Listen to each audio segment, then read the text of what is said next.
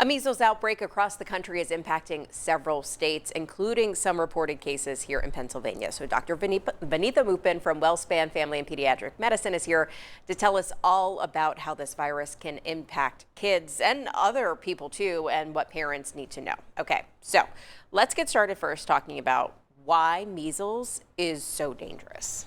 So measles can progress on to become more, it has the probability of becoming pneumonia, inflammation of the brain. Ear infections are a common thing that you see with measles as well, but the pneumonia and the encephalitis are the most dangerous. And there is a vaccine for this, the MMR vaccine. Yes. So talk about when that starts, because our youngest population is not protected from this. Right. So it starts usually at 12 months, your first dose, and then at kindergarten entry between 4 and 6. In circumstances where there's an outbreak, we can give that first dose early from 6 months to 12 months, but that does not count towards your towards the childhood immunization. So that's a conversation between the pediatrician and a parent of a 6-month-old to a 12-month-old who is concerned because of the rise in local cases. And we have had some local cases here. So have there been those conversations? Are people having those conversations Yes, now? They are. Last week we started having those conversations. Some parents have chosen to get that extra dose. Some are waiting to see how the cases rise here.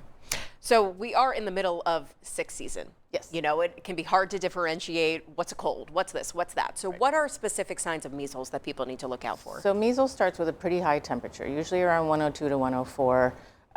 Starts with the runny nose, cough, pink eye symptoms.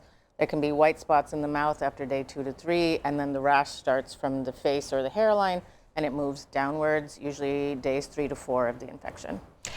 Is there a test for measles? Yes. So WellSpan currently, we ask that you have a video visit with your provider if you're concerned about these symptoms, and then come to the office, and then the provider or the staff member will come out to your car, swab your nose, and then send that off for testing.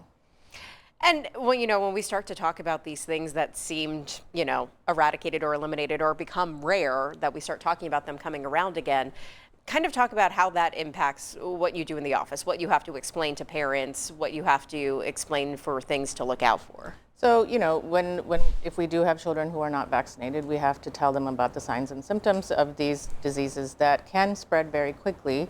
And go over how important it is to vaccinate your children. So it's 2 doses of the measles vaccine is 97% effective against the disease. So, we have to talk about how that affects themselves, their families, and their communities as a whole.